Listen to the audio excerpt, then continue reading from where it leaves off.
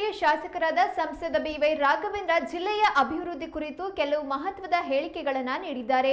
ಸುದ್ದಿಗೋಷ್ಠಿಯಲ್ಲಿ ಮಾತನಾಡಿದ ಅವರು, ಹೈವೇ, ರೈಲ್ವೆ, ಏರ್ವೇ ಮೂಲಕ ಶಿವಮೊಗ್ಗ ಜಿಲ್ಲೆಯನ್ನು ಅಭಿವೃದ್ಧಿಪಡಿಸಲಾಗುತ್ತಿದೆ. ಡಿಸೆಂಬರ್ ಒಳಗೆ ವಿಐಎಸ್ಎಲ್ ಕಾರ್ಖಾನೆಯನ್ನು ಪುನಶ್ಚೇತನಗೊಳಿಸಲಾಗುತ್ತಿದೆ.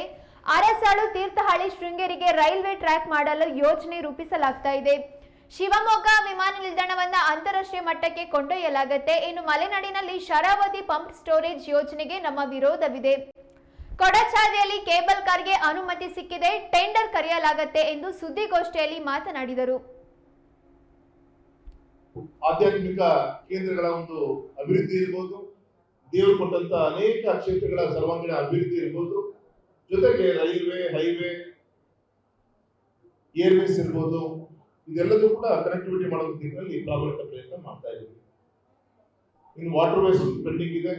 ಮೊನ್ನೆ ಅದನ್ನು ಕೂಡ ಕೆಪಿಟಿಸಿಎಲ್ ಒಂದು ಸರ್ವೆ ರಿಪೋರ್ಟ್ ಅನ್ನು ತರಿಸುವಂತ ಪ್ರಯತ್ನ. ನಾವೇನಾದ್ರೂ ನಮ್ಮ ಸಿಗಂದೂರಿಂದ ಆ ಒಂದು ಶರಾವತಿ ನದಿ ಹರಿತಾ ಇದೆ. ಈಗ ಆಲ್ರೆಡಿ ನಮ್ಮ ರಾಷ್ಟ್ರೀಯ ಮಟ್ಟದಲ್ಲಿ ಕೆಲವು ಒಂದು ವಾಟರ್ ವೇಸ್ ಗಳನ್ನ ಗುರುತಿಸುವಂತ ಕೆಲಸ ಆಗಿದೆ. ಅದರ ಪ್ರಕಾರ ನಮ್ಮ ತಾಳಗುಪ್ಪು ನಿಂತ್ಬಿಡುತ್ತೆ, 1 ಅವರ್ ತಾಳಗುಪ್ಪು ನಿಂತ್ಬಿಡುತ್ತೆ. ಅಲ್ಲಿಂದ ಮುಂದೆ ಆ ಒಂದು ರೀಚನ್ನ ಸೇರಿಸಲಿಕ್ಕೆ ಏನು ಪ್ರಯತ್ನ ಮಾಡಬೇಕು, ಆ ದಿಕ್ಕಲ್ಲಿ ಆ ವರ್ಷ ಪೂರ್ತಿ ಎಷ್ಟು ನೀರು ನಿಂತಿರುತ್ತೆ, ಮಳೆ ಕಮ್ಮಿ ಆದಾಗೂ ಕೂಡ ನಾಳೆ ತರುವಂತ ನಾವು ಬೋಟ್ ಇರ್ಬೋದು, ಕ್ರೂಸ್ ಇರ್ಬೋದು, ಯಾವುದೇ ಒಂದು ಓಡಾಡಕ್ಕೆ ತೊಂದರೆ ಆಗ್ಬಾರ್ದು.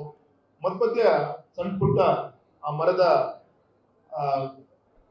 ಗೇರ್ಗಳೇನಿದೆ ಅದು ಯಾವ್ದಾರ ಒಂದು ಲೈನಲ್ಲಿ ಅದು ಸಣ್ಣ ಪುಟ್ಟದು ಕ್ಲಿಯರೆನ್ಸ್ ಆದ್ರೆ ವರ್ಷ ಪೂರ್ತಿ ನಮ್ಮ ಆ ಒಂದು ದಿಕ್ಕಲ್ಲಿ ನಾವು ಅದನ್ನ ರನ್ ಮಾಡ್ಲಿಕ್ಕೆ ಸಾಧ್ಯ ಆಗುತ್ತೆ. ಈ ದಿಕ್ಕಲ್ಲೂ ಕೂಡ ಹೋಮ್ವರ್ಕ್ ಆಗ್ತಾ ಇದೆ. ಹಾಗಾಗಿ ಬರೋ ದಿನದಲ್ಲಿ ನಮ್ಮ ಶಿವಮೊಗ್ಗ ಕ್ಷೇತ್ರಕ್ಕೆ ಯಾರೇ ಬಂದರೂ ಕೂಡ ಒಂದು ವಾರ ನೆಮ್ಮದಿಯಿಂದ ಇದ್ದು ಎಲ್ಲ ರೀತಿಯಿಂದ ಅಭಿವೃದ್ಧಿ ಕಾರ್ಯ ಆಗ್ಬೇಕು. ನಾನು ಮೊನ್ನೆ ಹೇಳಿದೆ, ನನ್ನ ಆಸೆ ಇತ್ತು ನಿಮ್ಮನ್ನೆಲ್ಲ ಕರ್ಕೊಂಡು ನಮ್ಮ ಒಂದು ಐತಿಹಾಸಿಕವಂತ ಕೋಟೆಕಲ್ಲೂರು ಕೋಚಿಂಗ್ ಡಿಪೋ ಒಂದು 100 ಕೋಟಿಯ ಒಂದು ಅಭಿವೃದ್ಧಿ ಕಾರ್ಯ ಆಗ್ತಾ ಇದೆ. ಅದಕ್ಕಿಂತ ಮುಖ್ಯವಾಗಿ ಬರುವಂತ ದಿನದಲ್ಲಿ ಒಂದು ಐತಿಹಾಸಿಕವಂತ ಒಂದು ಸಂಪರ್ಕದ ಒಂದು ಕೇಂದ್ರ ಆಗಲಿಕ್ಕೆ ಅದು ಕಳೆದ ಒಂದು 7-8 ವರ್ಷಗಳಲ್ಲಿ ಮಾಡಿದಂತ ಹೋಮ್ವರ್ಕ್ ಇವತ್ತು ಅದು ರಿಸಲ್ಟ್ ಸಿಗ್ತಾ ಇದೆ. ಹಾಗಾಗಿ ಈ ಆಲ್ರೆಡಿ ಬೆಂಗಳೂರು, ಮೈಸೂರು ಇಲ್ಲಿ ಜಂಕ್ಷನ್ಗಳು, ಟ್ರಾಫಿಕ್ಗಳು ಹೆಚ್ಚಿಗೆ ಆಗಿದ್ದರಿಂದ ಬರುವಂತ ದಿನದಲ್ಲಿ ಇದೆಲ್ಲ ಟ್ರೈನ್ಗಳನ್ನ ನಮ್ಮ ಶಿವಮೊಗ್ಗಕ್ಕೆ ಡೈವರ್ಟ್ ಆಗಬೇಕು. ಮತ್ತೆ ಎಷ್ಟು ಅಡ್ವಾನ್ಸ್ ಆಗಿ ಹೋಮ್ವರ್ಕ್ ಮಾಡ್ತಾರೆ ಅಂದ್ರೆ, ಈಗ ಆಲ್ರೆಡಿ 1 ವರ್ಷ ಮೊದಲೇ ಯಾವ್ಯಾವ ಟ್ರೈನ್ ಅನ್ನ ನಮ್ಮ ಕೋಟೆಕಲ್ಲೂರು ಕೋಚಿಂಗ್ ಡಿಪೋ ಇಂದ ಅವ್ರು ರನ್ ಮಾಡಬೇಕು. ಈಗಾಗಲೇ 4-5 ರಾಜ್ಯಗಳಿಗೆ ಆಗ್ತಾ ಇದೆ. ಮತ್ತೆ ನನ್ನ ಆಸೆ ಇದೆ, ಮೊನ್ನೆ ಗೌರವಿತ ಕೇಂದ್ರ ಸಚಿವರು ಅವರ ಮರ್ದಾಳದ ಮಾತನ್ನ ಹೇಳಿದ್ದಾರೆ, ನನಗೆ ರಾಜ್ಯ ಸರ್ಕಾರ ನಮ್ಮ ಫಾಸ್ಟ್ಗೆ ಲ್ಯಾಂಡ್ ಎಕ್ವಿಷನ್ ಪ್ರೋಸೆಸ್ಗೆ ಆಗ್ತಾ ಇಲ್ಲ, ಹಾಗಾಗಿ ನಾವು ಶಿವಮೊಗ್ಗ, ಹರಿಹರ ನಾವು ಅದನ್ನ ನಮ್ಮ ಸರ್ವೆ ಇದರಿಂದ ಬಿಟ್ಟಿದ್ದೀವಿ ಅಂತ ಕೂಡ ಅವರು ಮೊನ್ನೆ ಮಾತಾಡ್ತಾ ಮೆನ್ಷನ್ ಮಾಡಿದ್ದಾರೆ. ಹಾಗಾಗಿ ಇವತ್ತು ಶಿವಮೊಗ್ಗ ಶಿಕಾರಿಪುರ ಆಗಿದೆ. ಶಿಕಾರಿಪುರ ರಾಣೆಬೆನ್ನೂರು ಮೊನ್ನೆ 100 ಕೋಟಿ ನಮಗೆ ಲ್ಯಾಂಡ್ ಎಕ್ವಿಷನ್ ಬೇಕಾಗಿತ್ತು, 25 ಕೋಟಿ ಕೊಟ್ಟಿದ್ದಾರೆ. ಇನ್ನು 75 ಕೋಟಿ ಕೊಡಬೇಕು ನಮಗೆ. ಆಯ್ತು ಅಂದ್ರೆ ನಾನು ಟೆಂಡರ್ ಕರೀಲಿಕ್ಕೆ ಸಾಧ್ಯ ಆಗುತ್ತೆ. ಸೊ ಈ ದಿಕ್ಕಲ್ಲೂ ಕೂಡ ನಾನು ರಾಜ್ಯ ಸರ್ಕಾರ ಜೊತೆಗೆ ಟಚ್ಚಲ್ಲಿದ್ದೀನಿ. ಏನೇನು ಕೆಲಸ ಕಾರ್ಯಗಳಾಗಬೇಕು ಆ ದಿಕ್ಕಲ್ಲಿ ಪ್ರಯತ್ನ ಮಾಡ್ತಾ ಇದ್ದೀವಿ. ವಿಶೇಷವಾಗಿ ಶಿವಮೊಗ್ಗ ನಮ್ಮ ತಾಳಗುಪ್ಪದಿಂದ ಹೊನ್ನಾವರ ಮತ್ತೆ ನಮ್ಮ ತಾಳಗುಪ್ಪದಿಂದ ಸಿರ್ಸಿ ಸಿದ್ದಾಪುರ ಈ ಎರಡೂ ಕೂಡ ಸರ್ವೆ ಆಗಿದೆ, ರಿಪೋರ್ಟ್ ಸಬ್ಮಿಟ್ ಆಗಿದೆ. 75% ಫಾರೆಸ್ಟ್ ಅಂತೇಳಿ ರಿಪೋರ್ಟ್ ಬಂದಿದೆ. ಆದ್ರೆ ಆ ಕಮರ್ಷಿಯಲ್ ಒಂದು ವಯಬಿಲಿಟಿ ಲೆಕ್ಕ ತೆಗೆದುಕೊಂಡಾಗ 18% ಪ್ಲಸ್ ತೋರಿಸ್ತಾ ಇದೆ. ಯಾವುದು ಶಿವಮೊಗ್ಗ, ಹೊನ್ನಾವರ, ನಮ್ಮ ತಾಳಗುಪ್ಪ, ಸಿದ್ದಾಪುರ, ಸಿರ್ಸಿ ಸಿದ್ದಾಪುರ ಪ್ಲಸ್ 18% ತೋರಿಸ್ತಾ ಇದೆ. ಇದು -8% ತೋರಿಸ್ತಾ ಇದೆ. ಯಾವುದು ಶಿವಮೊಗ್ಗ, ನಮ್ಮ ತಾಳಗುಪ್ಪ, ಹೊನ್ನಾವರ ಅದು ಮೈನಸ್ ತೋರಿಸ್ತಾ ಇದೆ. ಹಾಗಾಗಿ ನಾನು ಅದನ್ನ ನಿಮಗೆ ಕಾಸ್ಟ್ ಆಫ್ ಕನ್ಸ್ಟ್ರಕ್ಷನ್ ಹೆಚ್ಚಿಗೆ ಆಗ್ಬೋದು, ಸುಮಾರು 3-3.5 ಸಾವಿರ ಕೋಟಿ ಬೇಕಾಗ್ಬೋದು.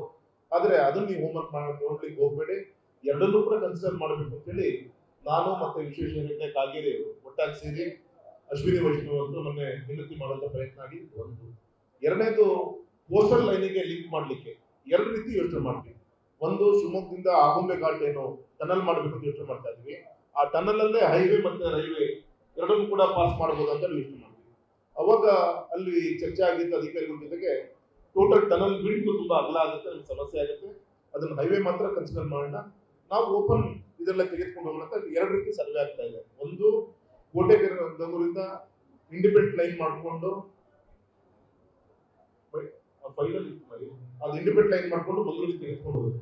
ಇನ್ನೊಂದು ಯೋಚನೆ ಮಾಡ್ತಾ ಇದ್ವಿ, ಈಗ ಆಲ್ರೆಡಿ ನಮ್ಮ ಹಾಸನಕ್ಕೆ, ನಮ್ಮ ಶೃಂಗೇರಿಗೆ, ನಮ್ಮ ಶಿವಮೊಗ್ಗ ಇಲ್ಲೊಂದು ನಮ್ಮ ಇದೆಯಲ್ಲ ರೈಲ್ವೆ ಸ್ಟೇಷನ್ ಅರ್ಸಾಳಿಂದ ಲಿಂಕ್ ಮಾಡಿ ತೀರ್ಥಹಳ್ಳಿ ಲಿಂಕ್ ಮಾಡಬೇಕು, ತೀರ್ಥಹಳ್ಳಿ ಮುಖಾಂತರ ಶೃಂಗೇರಿ ಲಿಂಕ್ ಮಾಡಬೇಕು.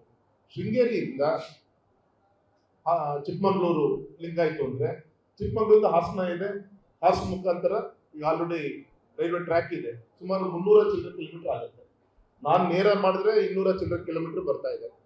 ಹಾಗಾಗಿ ಒಂದು 100 ಕಿಲೋಮೀಟರ್ ಕಮ್ಮಿ ಮಾಡ್ಲಿಕ್ಕೆ ಮತ್ತೆ ಕೋರ್ಟ್ಲೆ ಇಂಡಿಪೆಂಡೆಂಟ್ ರೂಟ್ ಹಾಕೋದ್ ಬಂದು ಇರೋ ಲಿಂಕಿಗೆ ಚಿಕ್ಕಮಂಗ್ಳೂರು ಲಿಂಕ್ ಮಾಡ್ಬಿಟ್ಟು ಶೃಂಗೇರಿ ಮುಖಾಂತರ ಲಿಂಕ್ ಮಾಡ್ಬಿಟ್ರೆ ಹೇಗೆ ಅಂತ ಹೇಳಿ ಚರ್ಚೆ ಆಗ್ತಿದೆ. ಮೋಸ್ಟ್ಲಿ ಅದು ಕೂಡ ನಮಗೆ ಒಪ್ಪಿಗೆ ಸಿಗ್ತಾ ಇದೆ. ಅಲ್ಲಿ ಸರ್ವೆ ಕಾರ್ಯ ಪಾಸಿಟಿವ್ ಬಂದಿದೆ. ಹಾಗಾಗಿ ಇನ್ನೊಂದು ನಮ್ಮ VISL ಫ್ಯಾಕ್ಟ್ರಿ, ಅದಕ್ಕೆ ನಾಳೆ 100 ಡಿಸೆಂಬರ್ ಒಳಗೆ ನಮ್ಮ ಕುಮಾರಸ್ವಾಮಿಗಳು ಮೊನ್ನೆ ಅವರು ನಾವು ಕೂತ್ಕೊಂಡು ನಮ್ಮ ಯೋಗ ನಮ್ಮ ರಾಜ್ಯದ ಒಬ್ಬ ಕೈಗಾರಿಕಾ ಸಚಿವರು, ಕೇಂದ್ರದ ಸಚಿವರಾಗಿದ್ದು ನಮಗೆ ಶಕ್ತಿ ಸಿಕ್ಕಂಗೆ ಆಯ್ತು. ಡಿಸ್ಇನ್ವೆಸ್ಟ್ಮೆಂಟ್ ಇಂದ ತೆಗಿಯಲ್ಲ, ಡಿಸ್ಇನ್ವೆಸ್ಟ್ಮೆಂಟ್ ಇದರಲ್ಲಿ VISL ಅದೇ ಇರುತ್ತೆ. ಆದ್ರೆ ಇನ್ವೆಸ್ಟ್ಮೆಂಟ್ ಮಾಡ್ಲಿಕ್ಕೆ, ಸೇರಿನ ಇನ್ವೆಸ್ಟ್ಮೆಂಟ್ ಮಾಡ್ಲಿಕ್ಕೆ ಹಂತವಾಗಿ ಅದನ್ನ ಮಾಡ್ಕೊಂಡು ಹೋಗ್ಬೇಕು ಅಂತ ಒಂದು ವಿಚಾರ ಕ್ಲಿಯರ್ ಆಗಿದೆ. ಸೊ ಡಿಸೆಂಬರ್ ಒಳಗೆ ಅದಕ್ಕೆ ಪುನಶ್ಚೇತನ ಆಗ್ಲಿಕ್ಕೆ ಏನ್ ಬೇಕು ಎಲ್ಲ ರೀತಿಯಿಂದ ಪ್ರಯತ್ನಗಳು ಆಗ್ತಾ ಇದೆ. ಸೊ ನಾಳೆ ಮೈನ್ಸ್ ಇದು ಐರನ್ ಓರ್ ನಮಗೆ ಬರಬೇಕು ಅಂದ್ರೆ VISLಗೆ ರೈಲ್ವೆ ರೂಟ್ ಬೇಕಾಗತ್ತೆ. ಹಾಗಾಗಿ ಚಿಕ್ಕಜಾಜೂರಿಗೆ ಈಗ ಆಲ್ರೆಡಿ 2 ಕೋಟಿ ಹಣವನ್ನು ಕೊಟ್ಟಿದೆ ಸರ್ವೆ ಮಾಡ್ಲಿಕ್ಕೆ, ಅದು ಕೂಡ ರಿಪೋರ್ಟ್ ಬರುತ್ತೆ.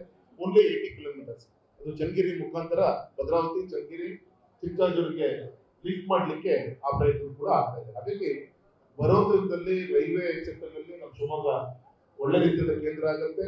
ಏರ್ಪೋರ್ಟ್